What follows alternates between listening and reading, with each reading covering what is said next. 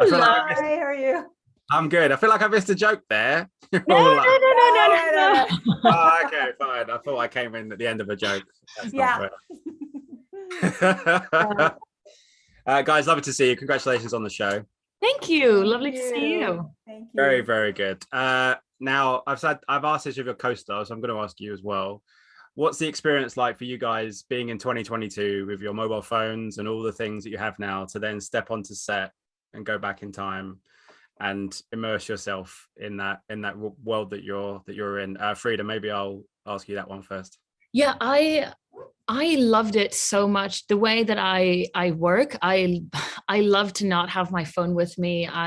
In between takes, I'm like sitting kind of by myself, or if I'm chatting to Caroline.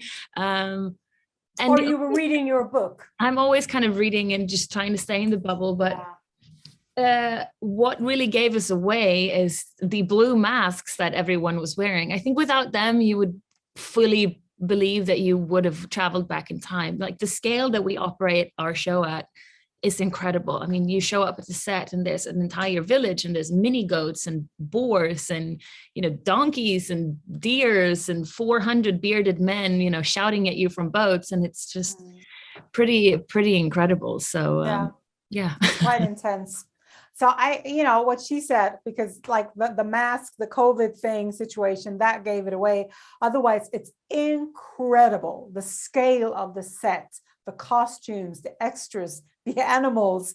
I mean, obviously I tried to play cool because I've never done anything like this before. So just the adventure to see a real life-size Viking ship, for instance, and try to sort of like, well, that's just an everyday thing, But you get really into it, and it's amazing what they've done. I mean, the crew is, Your co-stars were saying the Starbucks cups were a bit of a giveaway as well. Starbucks in Viking times. Yeah, well, that's the Game of Thrones problem. We don't have that problem at all. Method acting here. Yeah. And obviously the Viking show previously was such a huge success, and this one as well. There's so much stuff going on in it.